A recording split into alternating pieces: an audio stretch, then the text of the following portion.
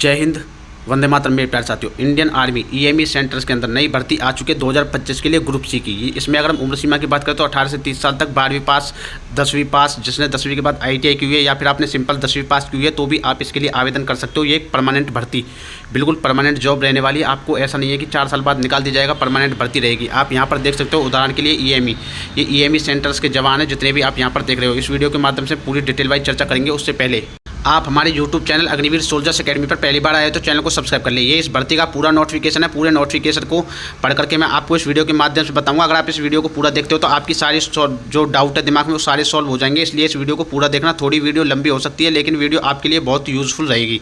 तो शुरुआत करते हैं इस वीडियो की। तो यहाँ पर आप देख सकते हो, directorate general of electronics and mechanical engineering, direct recruitment in group C, यानी कि ग्रुप सी की पोस्ट के लिए भर्ती निकाली गई है। In the course of electronics and mechanical engineering के लिए अलग अलग यूनिटों के लिए आपकी भर्ती कराई जाएगी। अलग अलग यूनिट्स की जैसे हम बात करते हैं तो आप यहाँ पर देख सकते हो अलग अलग यूनिट दी हुई हैं।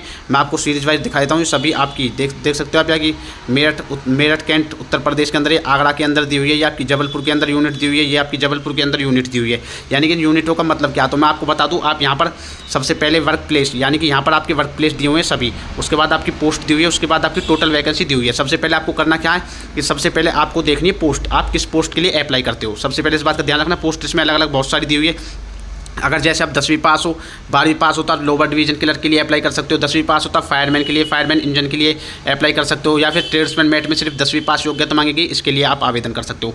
फिर उसके बाद आपको क्या देखना, उसके बाद देखना आपकी टोटल वैकेंसी कितनी है। उसको टोटल वैकेंसी जैसे ट्रेड्समैन मेट के अंदर हम बात करते हैं, इसमें 54 वैकेंसी दी हुई है। उसके बाद आपको देखना आपकी कैटेगरी में कितनी वैकेंसी है। उसकी कैटेगरी में वैकेंसी देखने के बाद फिर आपको देखना है कि पोस्टल आपकी यूनिट, जैसे यूनिट ये दी हुई है ना, तो आपको यहीं पर फॉर्म भर के ऑफलाइन जो फॉर्म है वो यहीं पर भेजना होगा। इस प्रकार से आपको ये चेक करते रहना, ठीक है ना। अगर हम और आगे की तरफ हम बात करें तो कौन से ट्रेड्स के लिए क्या योग्यता मांगी गई, जैसे 10वीं पास की अगर हम बात करते हैं, एक कुक की वैकेंसी हो जाती है। यहाँ पर कुक की एक वैकेंसी दी हुई है। स्टोर कीपर की हो जाती है, यहाँ पर स्टोर कीपर की एक वैकेंसी दी हुई है। इसी प्रकार से अलग अलग वैकेंसी दी हुई है। जैसे फायरमैन की यहाँ पर भी दी हुई है। इस प्रकार से आप इस पूरे नोटिफिकेशन में वैकेंसी देख लेना कौन से उसमें कितनी वैकेंसी दी हुई है। उसी के हिसाब से आपको क्या है कि यूनिट में अपना फॉर्म भरना है।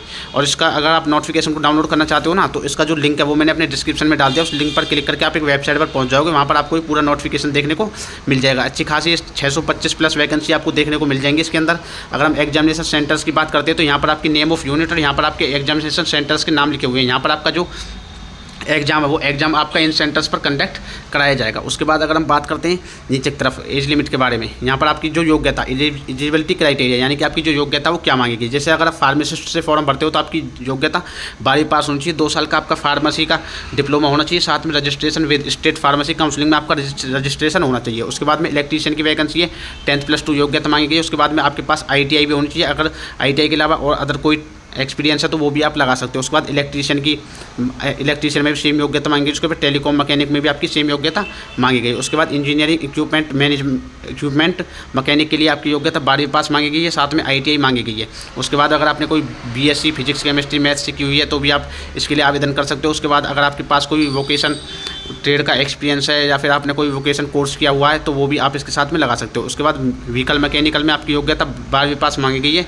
साथ में व्हीकल मैकेनिकल से संबंधित आपके पास में ITI भी होनी चाहिए मोटर मैकेनिक ट्रेड से, ठीक है। उसके बाद इसमें आप देख सकते हो यहाँ पर होनी चाहिए ITI होनी चाहिए फिटर ट्रेड से। अगर फिटर ट्रेड से आपने ITI की हुई है तो आप आवेदन कर सकते हो। साथ में आपके पास national council of training vocation trade से कोई सर्टिफिकेट है तो भी आप या फिर मिनिस्ट्री ऑफ लेबर या फिर एम्प्लॉयमेंट से या फिर गवर्नमेंट ऑफ इंडिया के द्वारा जो इश्यू किया हुआ हो, ठीक है ना। ड्राफ्टमैन के लिए भी आपके पास जो योग्यता वो 10वीं पास होनी चाहिए। 3 साल का डिप्लोमा होना चाहिए ड्राफ्टमैन ट्रेड से संबंधित। उसके बाद स्टेनोग्राफर ग्रेड 2 से फॉर्म भरते हो तो आपकी योग्यता सिर्फ 12वीं पास होनी चाहिए। उसके बाद में आपके क्या कि स्किल टेस्ट होगा। एग्जाम के बाद में स्किल टेस्ट में आपसे 10 मिनट 80 वर्ड पर मिनट यहाँ पर आप देख सकते हो टाइपिंग आपको करनी होगी, आप इसमें पढ़ लेना। उसके बाद में मैकेनिस्ट के बारे में अगर बात करते हैं, मैकेनिस्ट के बारे में आपकी जो ITI की सर्टिफिकेट होनी चाहिए आपके पास में।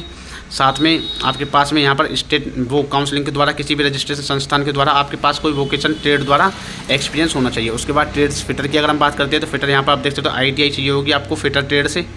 साथ में ये सभी योग्यता सभी ट्रेड्स के लिए रहने वाली है, जैसे फिटर्स, टिन एंड कॉपर, ठीक है ना, upholsterer, modular, welder, vehicle mechanic, इन सभी के लिए जो आपकी योग्यता ये योग्यता मांगी जाएगी। ये आप पूरा नोटिफिकेशन में देख लेना, ठीक है ना। ITI 10वीं उसके बाद में अगर आप सिर्फ सिंपल 10 पास हो तो आप 10वीं 12वीं पास हो तो आप स्टोर कीपर के लिए आवेदन कर सकते हो। सिर्फ 12वीं पास योग्यता मांगी गई है और कोई क्वालिफिकेशन नहीं मांगी। अगर आप 12वीं पास हो तो लोअर डिवीजन के LDC के लिए आप आवेदन कर सकते हो। साथ में इसमें आपकी टाइपिंग टेस्ट होगा 35 वर्ड पर मिनट इंग्लिश में कंप्यूटर टाइपिंग टेस्ट, 30 वर्ड पर मिनट आपका हिंदी में कंप्यूटर पर टाइपिंग टेस्ट होगा।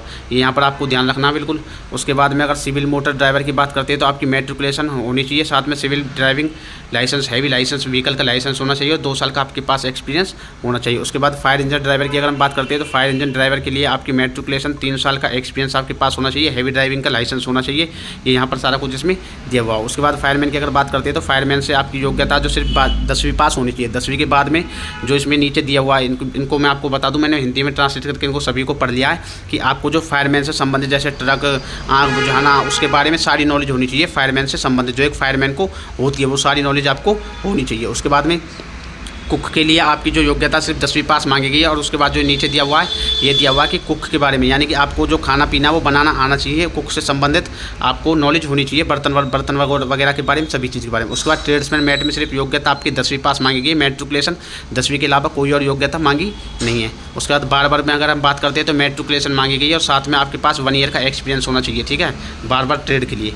उसके बाद वाशरमैन से अगर हम बात करते हैं तो वाशरमैन में आपकी जो योग्यता है वो 10वीं पास मांगी गई है। और उसके बाद में आपके पास में इसमें बोला हुआ 10वीं पास योग्यता तो मांगी गई है और वॉशरमैन को कपड़े धोने आने चाहिए। ये बोला हुआ है, अच्छी तरीके से कपड़े धोने का ज्ञान होना चाहिए। उसके बाद मल्टीपल टास्किंग स्टाफ जो आपकी MTS की वैकेंसी होती है उसमें आपकी योग्यता 10वीं पास मांगी गई और संबंधित ट्रेड से, जैसे कि यहाँ पर मैसेंजर, स्कैनर, गार्डनर, सफाई वाला, चौकीदार, बुक बाइंडर, इनसे संबंधित उसे क्या है कि काम करने की नॉलेज होनी चाहिए। ये इसमें बोला हुआ। उसके बाद पे स्केल यहाँ पर दिया हुआ है। पे स्केल आपका ए में अगर पोस्ट सीरियल नंबर 1 यानी सीरियल नंबर 2 की ए में आपकी जो वो रहेगी सैलरी वो आपकी कितनी 5200 से लेकर के 20,200 तक आपकी रहेगी। यहाँ पर आपकी ऐसी 2 में दूसरे के बी और जे में आपकी जो सैलरी रहेगी 5200 से 20,200 तक रहेगी। इसी प्रकार से आपकी सैलरी के बारे में यहाँ पर दिया हुआ है। उसके बाद बात आती है एज लिमिट की। एज लिमिट क्या मांगी गई? एज लिमिट 18 से लेकर के 25 साल तक आपकी एज लिमिट मांगी गई। अगर आप फायर इंजन ड्राइवर से फॉर्म भरते हो तो फायर इंजन ड्राइवर के लिए आपकी एज लिमिट 18 से 30 साल मांगी गई है। एज रिलैक्सेशन भी इसमें आपको देखने को मिलेगा। अगर आप SC ST कैटेगरी से आते हो तो आपको 5 साल की उम्र में छूट दी जाएगी। जैसे उम्र सीमा मान लो 18 से लेकर के 25 साल है और आप SC ST कैटेगरी से आते हो तो आपकी उम्र सीमा 18 से 30 साल है, तो भी आप फॉर्म भर सकते हो। अगर आप OBC नॉन क्रीमी लेयर से आते हो तो आपको 3 साल की छूट दी जाएगी। जैसे उम्र सीमा 18 से 25 साल है सभी ट्रेड्स के अंदर, बस सिर्फ एक के लिए 18 से 30 साल है। तो आपको क्या है कि उम्र सीमा 18 से लेकर के 28 साल है तो भी आप इसके लिए आवेदन कर पाओगे। ये इसमें उम्र सीमा में छूट दी गई है। उसके बाद मैं बता दूं आपको जो फायरमैन के अंदर यहाँ पर आप जैसे फायरमैन और फायर इंजन ड्राइवर के लिए आपका क्या है कि फिजिकल टेस्ट भी होगा। फिजिकल टेस्ट की अगर हम बात करते हैं बाकी किसी ट्रेड में नहीं होगा, सिर्फ इन 2 ट्रेड्स में आपका फिजिकल टेस्ट भी होगा। जिसमें अगर हाइट की बात करें तो 165 सेंटीमीटर हाइट मांगी जाएगी, 2.5 सेंटीमीटर की हाइट में छूट दी जाएगी। शेड्यूल ट्राइब्स यानी ST कैंडिडेट्स को 2.5 सेंटीमीटर की छूट दी जाएगी। चेस्ट जो आपकी 81.5 सेंटीमीटर, फुलाने के बाद 85 सेंटीमीटर, वेट आपका 50 kg होना चाहिए। फिटनेस की अगर हम बात करते हैं तो 63.5 किलो वेट लेकर के आपको 183 मीटर तक 96 सेकंड में पहुंचना होगा। उसके बाद 2.7 मीटर का आपको लॉन्ग जंप कूदनी होगी। उसके बाद 3 मीटर का आपको रस्सा चढ़ना होगा ऊपर की तरफ, ठीक है, ये इसमें दिया हुआ। उसके बाद मैं आपको बता दूं, मैंने यहाँ पर फार्मासिस्ट के बारे में दिया। अगर आप फार्मासिस्ट से फॉर्म भरते हो तो उसको ध्यान से पढ़ देना इस वाले कॉलम को, उसके बाद ही फॉर्म भरना। उसके बाद हाउ टू अप्लाई करते वक्त आपको ध्यान रखना कि लिफाफा जो लेना, 2 लिफाफे लेने। बड़े वाले लिफाफे का जो साइज़ है वो 10.5 सेंटीमीटर तो होना चाहिए ऐसे, और 25 सेंटीमीटर होना चाहिए ऐसे, ठीक है, ध्यान रखना। ये इस प्रकार का आपको लिफाफा लेना। साथ ही आपको उस पर एप्लीकेशन फॉर द पोस्ट, जिस पोस्ट के लिए आप अप्लाई कर रहे हो वो आपको ज़रूर भर देना उसमें, ठीक है ना। उसके बाद अगर इसमें हम फॉर्म की बात करते हैं कब से कब तक चलने वाले हैं तो मैं आपको बता दूं 1 जनवरी से इसके फॉर्म स्टार्ट हो जाएंगे। फॉर्म भरने की जो लास्ट डेट है वो आपकी क्या रहेगी 21 जनवरी 2025 इसकी फॉर्म भरने की लास्ट डेट रहेगी, ठीक है ना। आपको सारी जानकारी कितनी रहेगी 21 जनवरी से लेकर के 21 जनवरी 2025 लास्ट डेट रहने वाली है फॉर्म भरने की। उसके बाद में मैं आपको बता दूं एक कैंडिडेट यानी कि 1 ट्रेड से एक ही लोकेशन पर एक ही फॉर्म भर सकते हैं। इस ध्यान रखना, एक ही फॉर्म भरना, एक से ज़्यादा भरने की कोशिश मत करना। यहाँ पर आप देखना, अगर सिलेक्शन प्रोसेस की बात करते हैं तो सबसे पहले जो आपका एडमिट कार्ड आएगा उसमें आपको यहाँ पर देख सकते हैं short listed on the basic of percentage marks और ऑब्टेन्ड मार्क्स, यानी जो आपके एजुकेशन सर्टिफिकेट है उनके हिसाब से आपको शॉर्ट लिस्ट किया जाएगा। बच्चों को जैसे AOC में शॉर्ट लिस्ट किया जाता है उसके बाद में आपके एडमिट कार्ड रिलीज किए जाएंगे जो कि आपके पोस्ट ऑफिस के द्वारा आपके दूसरे लिफाफे में भेज दिए जाएंगे। जो दूसरा खाली लिफाफा रखोगे ना उसमें आपके भेज दिए जाएंगे। उसके बाद में आपके यहाँ पर दिए हुए हैं आपके मतलब कि आपका एग्जाम सिलेबस दिया हुआ है। यहाँ पर अब मल्टीपल चॉइस क्वेश्चंस में आपका एग्जाम होगा, उसमें आपके 2.5 की नेगेटिव मार्किंग रहेगी, यानी 1/4 की। अगर आप इन ट्रेड से संबंधित हो, जैसे कि fire engine driver, fireman, draftman, grade second, electrician, power, telecom, यहाँ पर आप देख सकते हो। अगर आप इन सभी ट्रेड से संबंधित हो तो आपका जो एग्जाम सिलेबस रहेगा वो ये रहेगा। पार्ट ए आपकी रीजनिंग पूछी जाएगी 25 क्वेश्चन 25 नंबर के, जनरल अवेयरनेस 25 क्वेश्चन 25 नंबर के, जनरल इंग्लिश 25 क्वेश्चन 25 नंबर के, मैथ आपकी 25 क्वेश्चन 25 नंबर के। उसके बाद ट्रेड स्पेसिफिक यानी ट्रेड का टेस्ट होगा 50 क्वेश्चन 50 नंबर के, ठीक है ना। उसके बाद में अगर आप फॉर्म भरते हो स्टोर कीपर से, लोअर डिवीजन क्लर्क और स्टेनोग्राफर से, तो आपका जो टेस्ट होगा वो पार्ट ए में general reasoning 25 question, general awareness 25 question, English के 50 क्वेश्चन, मैथ के आपके 50 क्वेश्चन, टोटल आपके 150 क्वेश्चन 150 मिनट में आपको कंप्लीट करने होंगे। 150 मार्क्स के 150 क्वेश्चन पूछे जाएंगे आपसे, ठीक है ना। टाइमिंग के बारे में यहाँ पर दिया हुआ होगा, यहाँ पर आप देख सकते हो ऊपर की तरफ 150 मार्क्स। टाइम आपका जितने क्वेश्चन नंबर ऑफ क्वेश्चन है इतना ही आपको टाइम दिया जाएगा। जैसे 150 मिनट में 150 क्वेश्चन आपको करने होंगे। अगर आप cook, barber, washerman, multiple tasking staff, tradesman से फॉर्म भरते हो तो आपकी रीजनिंग के 50 क्वेश्चन, जनरल अवेयरनेस के 50 क्वेश्चन, इंग्लिश के 25 क्वेश्चन, मैथ के 25 क्वेश्चन, 150 क्वेश्चन 150 नंबर के आपसे पूछे जाएंगे। यहाँ पर इस बात का वैसे ध्यान रखना, और बाकी का इसमें आप सारा कुछ पढ़ लेना। नोटिफिकेशन के अंदर जब आपके एडमिट कार्ड आएंगे तो उस टाइम पर वीडियो बना दूंगा। फॉर्म 1 तारीख से स्टार्ट हो जाएंगे। फॉर्म में किस प्रकार से भरना, अगर आप कमेंट करोगे तो वो वीडियो बना दूंगा।